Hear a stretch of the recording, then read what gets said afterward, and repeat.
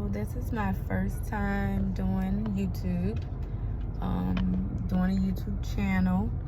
I'm using my phone because I don't know the equipment and stuff yet, but it will get better, trust. But I just wanted to come here to just shed light on my experiences being a single mother who decided to just, explore my dreams, like taking chances. So I am from Louisiana, New Orleans to be exact, and I decided that, I was married once, and I decided that New Orleans was somewhere that, or Louisiana, because I moved after Katrina to Baton Rouge. And I'll tell you about that more in depth when I get into more videos. But I have a son, he's 9 years old, and I decided that I wanted to just take a leap of faith, and I moved. So I just picked up all of my stuff by myself and I moved. Now, it was not easy, I won't lie. However, I would say if you have a dream and you want to do something, don't be afraid to do it. Like, if you want to do something, don't have that dream and just hold it in your mind and be afraid. And I'll tell you why. Because I had a dream, and I was, I started to talk about it prematurely. And I had a friend, and she was asking me, oh, are you serious? Are you going to really move? And I was just like, yes, I'm really doing it. And I don't think she thought I was serious because, again, I wasn't that old. I had a son, and I was by myself. And I was like, yeah, I'm gonna do it. And she was like, well, what if this happens? What if this happens? And I felt like in my head it was projecting, and I don't think she didn't mean any malice by it. However, I'm just happy I didn't listen to her. And so she was like, you're not gonna do it, you're not gonna do it. So she was calling me quite often and just checking on me, and she was like, you're not gonna move. And I was like, yes, I'm moving. Like, I have everything situated and I'm leaving. And she eventually saw that, the process was moving, and oh, she's serious. And from there, she was like, well, you know what? I'm proud of you. I'm proud of you. You're going with your move. That was something that I always wanted to do that I did not do. So I felt like that was just a sort of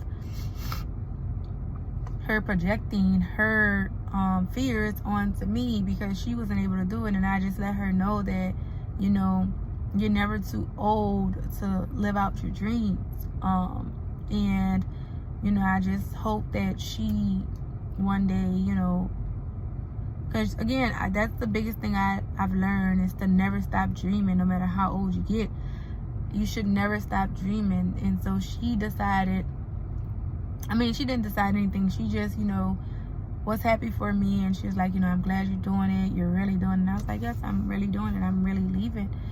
And I'm so thankful that I did because I have learned so much. It was not easy. Before I moved to Atlanta, I visited, and during my visits, it was super fun. I had a friend here. She was staying here already, and we had fun. We went out. It was just a vibe, and I was like, yes, this is going to be great. I'm super excited. I'm moving. And that was not the case. I got here. I moved here. She let me stay with her for 2 months. I'm so grateful for her because she opened her space, and she's a single woman, no kids. So, she is used to things going a certain way, but she, allowed me into her home. She was open, she was just very kind and had great hospitality. And I was just grateful that she allowed me to use her space. And my plan was I had a job already. I had to be here. I moved. My son was with his dad for the summer. And his dad I'm not just single. Like, his dad is involved. His dad is supportive. His dad, and I have to go get my son, so I'm going to have to pause the video because I have to get him. And his dad supports us. And supports him, but he supported us in our move because, he had a very close relationship with his son, and I feel like I took him away, but it was only for the betterment of us because I felt as though I was not going to grow anymore in Louisiana, I felt like I had reached my peak. I had plateaued. So I realized that whenever you outgrow something, whether it's a person, relationship, friend, you know, whatever, job, move on, because it is not going to get any better. Like, if your peace is no longer there, if it's no longer serving you, move, elevate. Like, there's always doors. You just have to have faith. You have to believe that it's opening for you. Like, you're great. You're enough to receive what's there. Like, just, you have to believe that. So I moved. I'm sorry, I had this AC on. I need to turn it down because it's like blowing. And also, I stay in Atlanta. The pollen is horrible here. Like, it is really bad. My car, the hood of my car, it's like green. But I came here. I had a savings, and so I thought it was gonna be super easy. I stayed with my friend for 2 months. I started work in July. My son came back in August. I still hadn't found a place to stay yet, and so everything was super expensive. I'm a teacher, and I'll just let you guys know this, that teachers just do not make enough. Yes. So raise wages for teachers. I'm with it. Let's campaign. Let's come together. Girl power or guy power. If that's the case, we can all come together. We need more. But you have to make 4 times the amount of the rent. And I didn't want to stay in any environment that was not going to be something that like, if I was moving, I wanted to move into something better. And I was staying downtown where I was. I had a house. I sold my house, and then I moved into an apartment because my plan was to move. So I sold my house, and my plan was to move here. So I didn't want to move into anything that was less than what I had come from, right?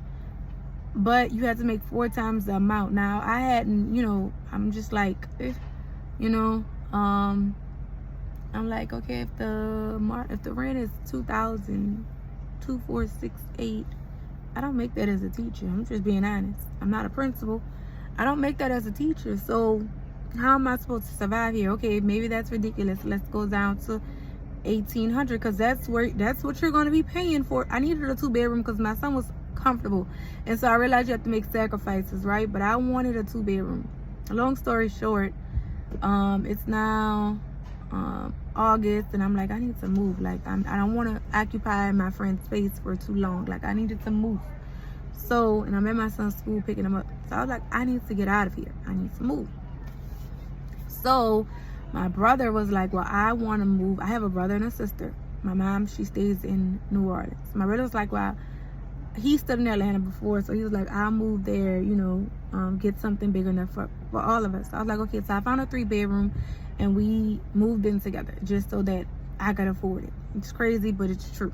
But I wasn't going, it got to a point where before I got my apartment, I wanted to go home. And my son, 9 years, he was 7 at the time. He was like, Mommy, we're not leaving. He cried. He was like, please don't leave. He was like, we're going to push through it, and we're going to get through it. That was his exact words. So those words stuck with me. And I was like, I'm not going anywhere, because as I stated, Louisiana has nothing else for me. So my brother came, and we moved in together. So now we're together. We live together. And my sister called, like, maybe a few weeks after we moved in. She was like, it's my youngest sister. She has 3 kids of her own. And she was like, you know what? I'm tired of Louisiana. I'm going to move to Atlanta too. And I was like, okay, come, good. Because it was very stressful for me. Like, I didn't understand the culture shock. Even though it's 6 hours away from me, I didn't understand the effect that it would have on me moving to Atlanta. And I'm gonna stop right here with it being a culture shock and my sister moving to Atlanta. And I'll tell you guys, I'll pick back up and let you guys know how all of that went. So back to my video. I'm on my way to work. Yes, I did wear the same sweatshirt yesterday, but I changed, you know, took bath and stuff. So I just put this sweatshirt on because it's cold out here in Atlanta. But anyway, back to the story of me deciding to move to Atlanta. So my sister, I think that's where I stopped. My sister, she said that she was going to move here, and she had 3 kids. I was excited because I needed the help. So she came and she stayed with me and my brother, and it was good because my mom came to help her with her youngest. So it was all of my siblings, my nieces. She has 3 girls. My son, my mom, my brother. So it was just like it was when we were kids, except we have kids now. So it was the grandkids too, and we all stayed together. And I needed that. Like I needed that. And I enjoyed that. Moving forward, we're here. I have my job. I'm working. I liked my job. However, it was just too much. Like it was entirely too much. Too much. So I'm working. I'm enjoying my job. Doing my thing, liking it, or whatever. And then what happened?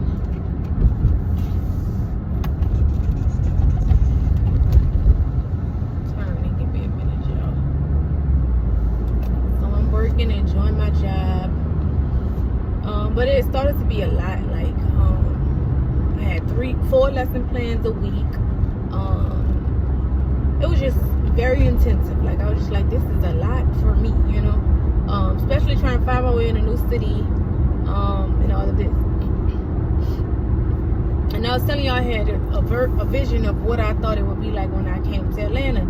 So I was like, yeah, when I get here, I'm gonna get a 3-bedroom house, yada yada yada. I was telling y'all about the rent and stuff. I didn't want 4 times the amount or whatever. So I had this vision of what it would be like. But when I got here, it was not that. Like, so when I moved here, that wasn't what it was.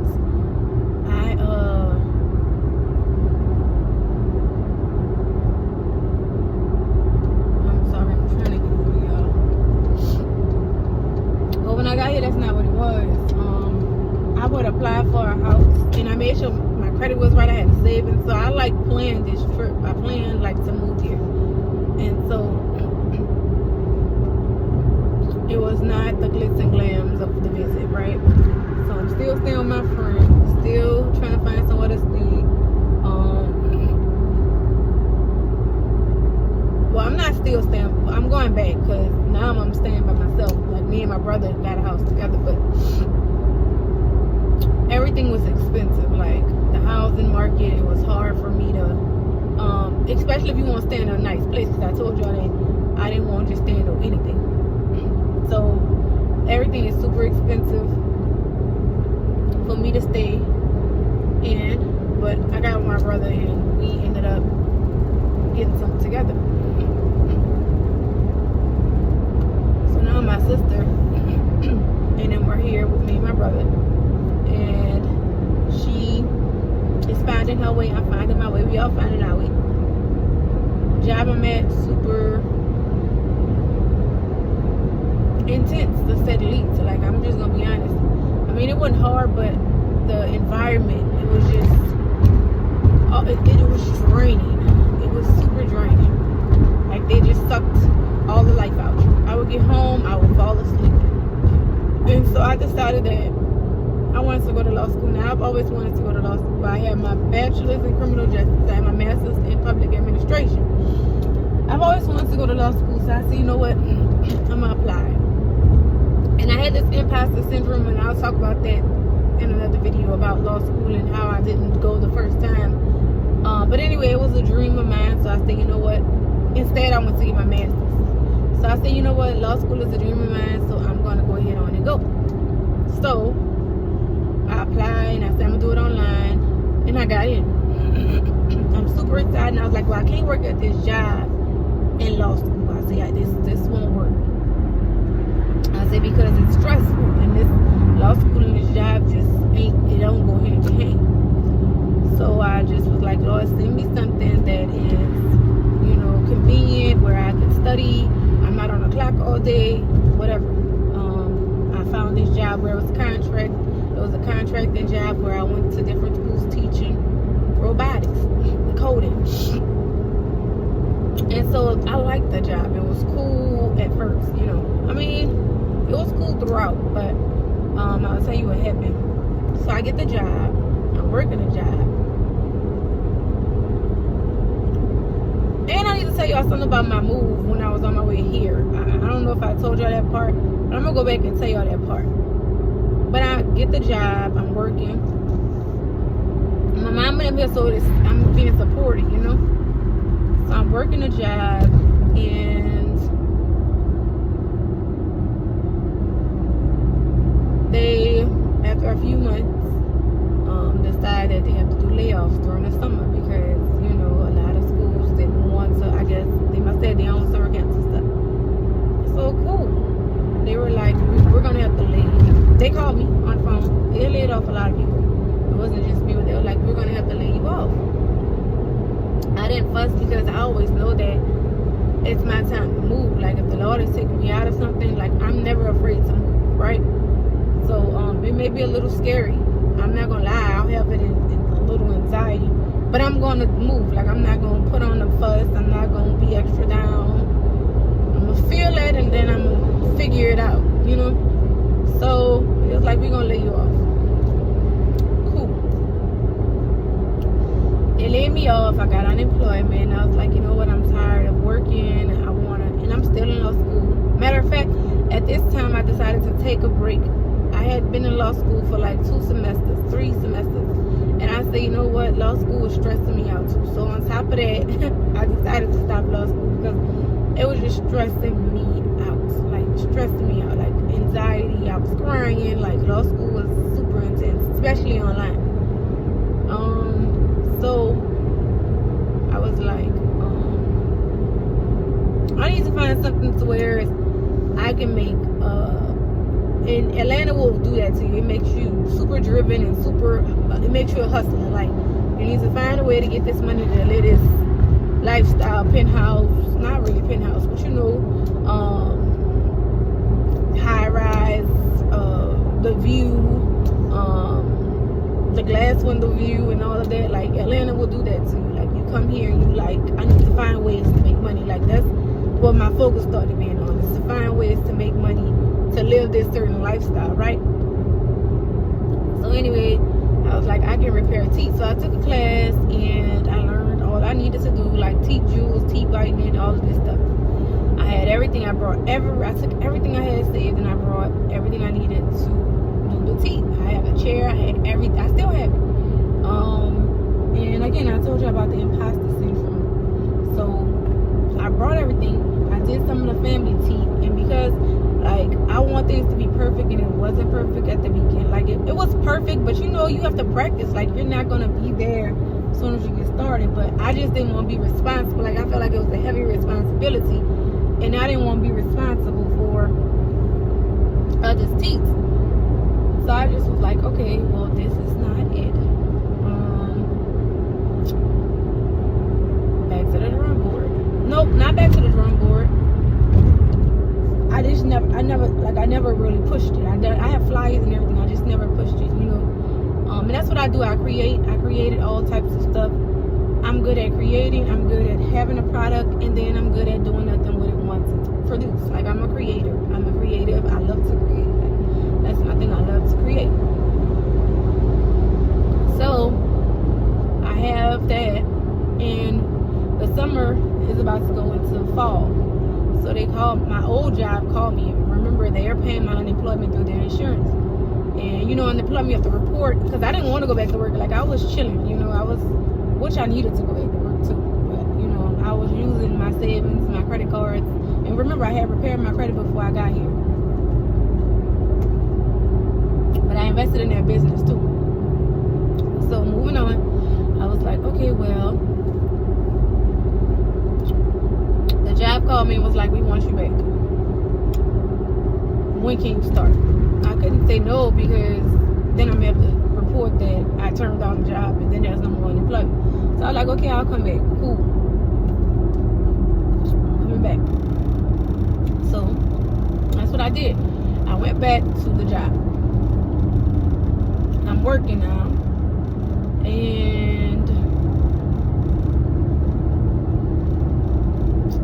there was a school that they sent me to, and when I went to the school, I felt it was African American people. Most of the schools were Caucasian, This particular school was African American, and I just felt the good energy there, you know.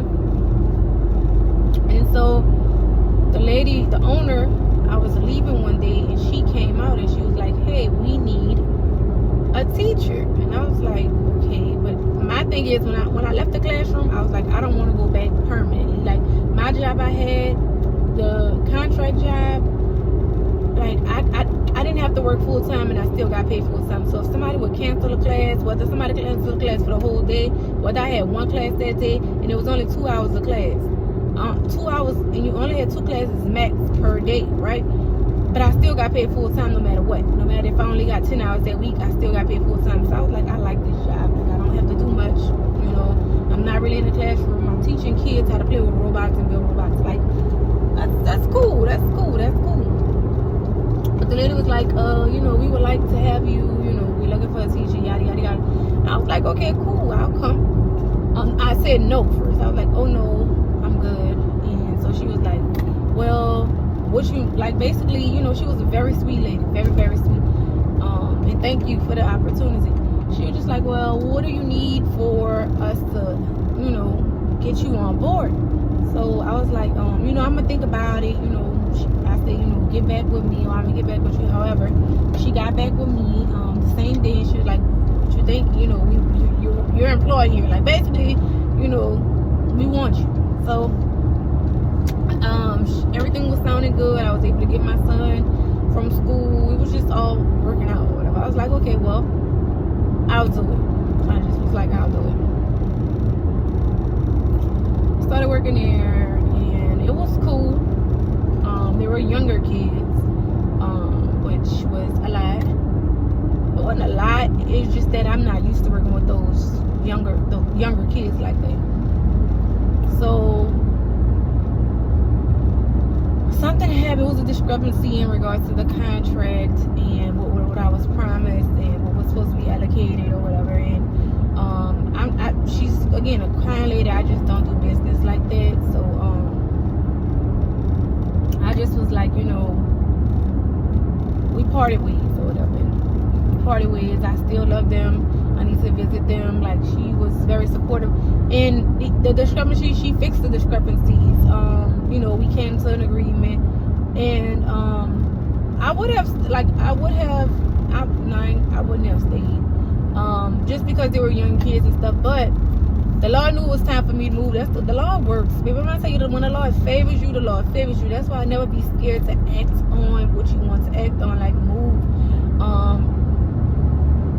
This is just mommy motivation. Like, move. Don't be afraid to act on what you're feeling. Like, don't be afraid of it. Like, move.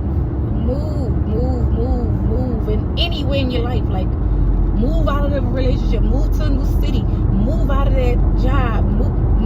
Okay?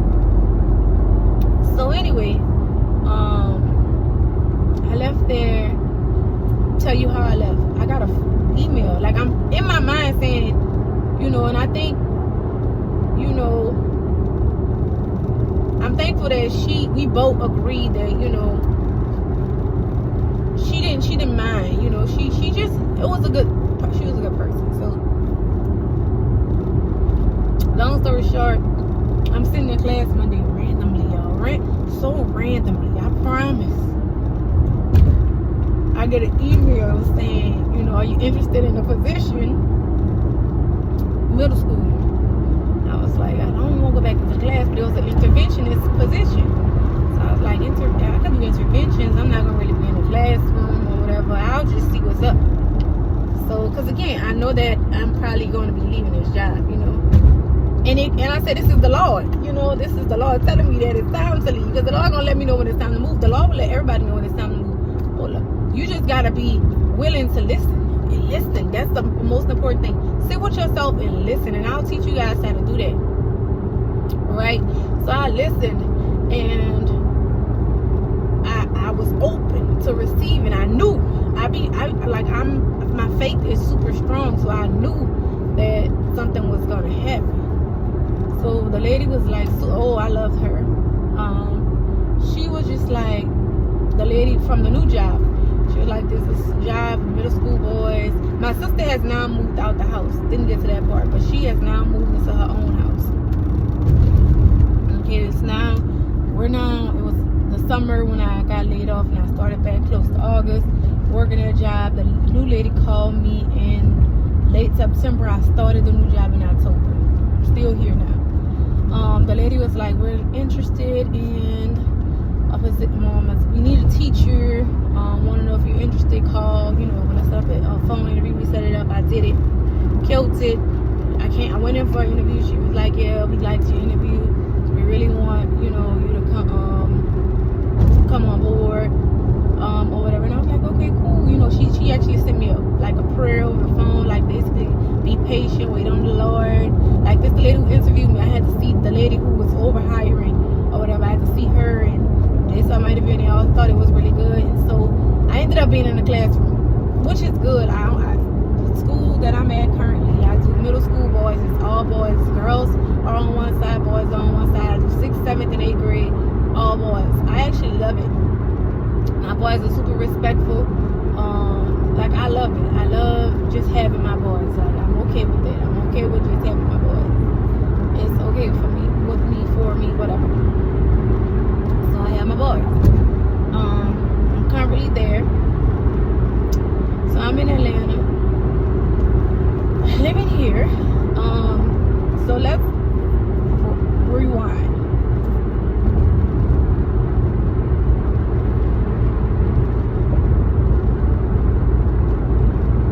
Right when I was transitioning to this job, my brother had got laid off, and he helped with the rent. Remember that?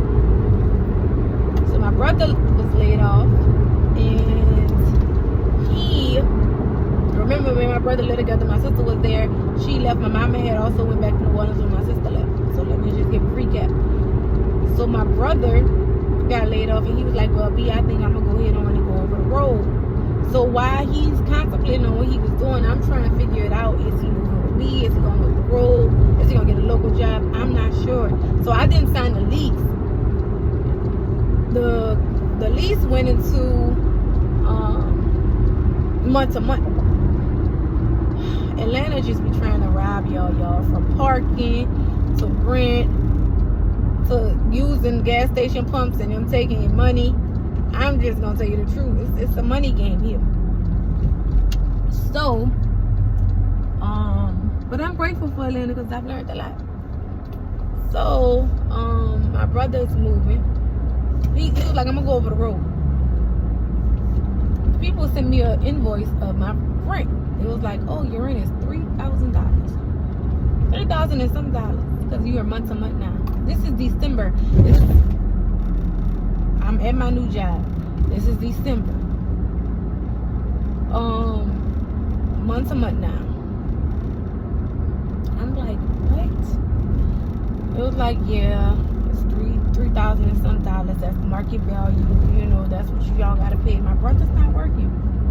It's December. My son, he's 9. Of course, I want to get him things. I'm like, oh my God. Like, how? I had a person that came into my life, and they were very supportive during the time. I started dating them, and they helped pay the rent, and I'm super thankful for them. He came, he showed up, and he was there. So he helped pay the $3,000, not only for December, but January. So I also had to move because I didn't want to stay in 3-bedroom because everybody's going now. My sister's gone, my brother's gone, all of it. So I was like, I need to move, but I didn't want to move out that apartment because I was going to get a deposit. And if I transferred apartments at the apartment I was at, I just know not to go over my lease term now. So I knew that if I transferred, yada, yada, yada, if I did that, I was going to have to pay all kinds of stuff. But I just stopped paying this. If I moved, so I was like, can I transfer? They was like, yeah, you can transfer. You just have to clear out your balance. So the balance was cleared. I transferred to an apartment, and the guy, he helped in all of that. He helped me move. He helped do all of that. So now I'm in my new apartment where I am currently. Me and my son. The guy, he was, with us helping. I'm no longer dating him. He wasn't who he claimed to be. He was people deal with trauma, and people go through things. I'm not saying that I was, I'm perfect, but I have a good heart, and I'm going to do right by people, and my intentions are always pure, and I just think that insecurities and stuff like that, on his part, it just didn't work. And I just know my value, and I know what I give, and he helped me see more of my value, so it wasn't in vain. And I thank him, because now I know for sure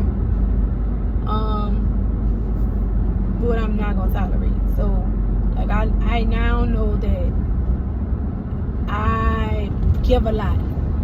My space is sacred. I have done the work from here to there, to my feet. I have done from my head to my toes. I have done the work. Okay, I'm still doing work. I am doing the work, and so that's what encouraged me to pour into you guys, because I don't care. Like, once something is no longer serving you, get out of it. Like, when something stops serving you, don't stay too long, because I'm letting y'all girls know that it doesn't get better.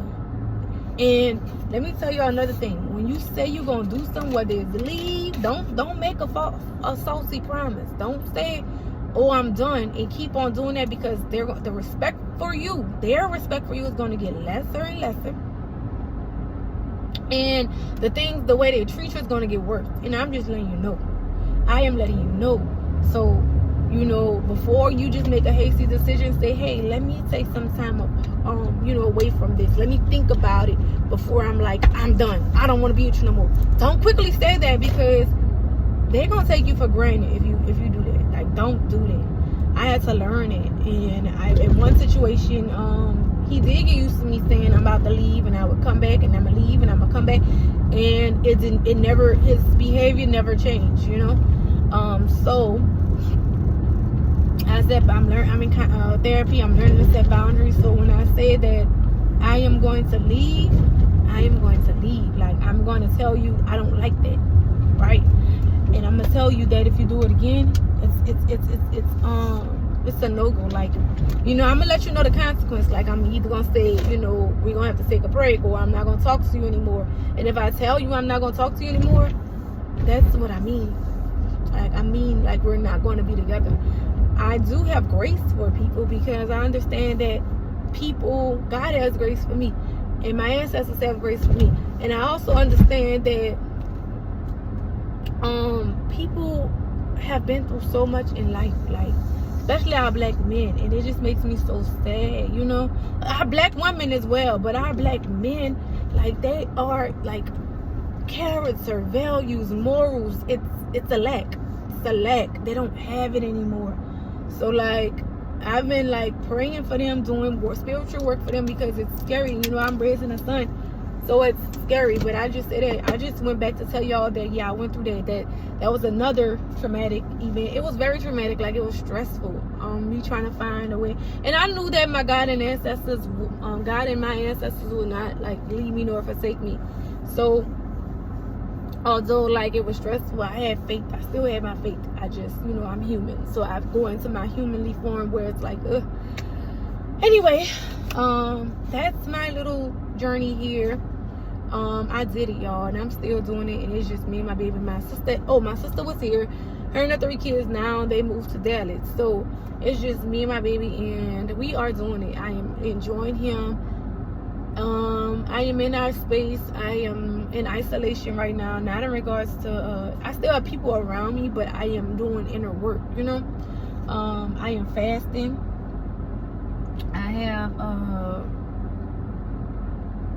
I fast. I do like 21-day fast. So the first week I fast from when I wake up to 12. The second week I fast from when I wake up to 3, and then the third week I fast from when I wake up to 6. And this is my 3rd week. It started yesterday. And so I can do liquids throughout that time until the time is up. So right now I'm doing a smoothie. It's really good. I made it this morning. I have some tomato broth soup. I don't eat anything and it has to be liquid. I don't play. Discipline is important. When you're you know, in any type of transition, it's important to be disciplined. Don't consume too much of anything, like whether it's drugs, alcohol, food. Try to not consume enough to where you're good, you know, and try and feed your body, which I need to do better at feeding my body healthy stuff. Because yesterday, I ain't gonna lie, after my fast was over, I did have a little ramen. But you know, I need to do a little better. But it's important to fast. It's important to connect to spirit, to God, to the universe. It is important. I'm gonna tell y'all this story about yesterday, what happened, because I've been so deep into my spirituality, and it's important, women, to like pray for your men. Pray for your man if you're within a relationship. Pray for men in period. Pray for your kids, because the world that we live in, it is attacking us as a people. I'm about to go to work. Y'all, I'm gonna have a good day. Y'all gonna have a good day. I'm just excited. I'm gonna continue feeding y'all as I feed myself. I love y'all.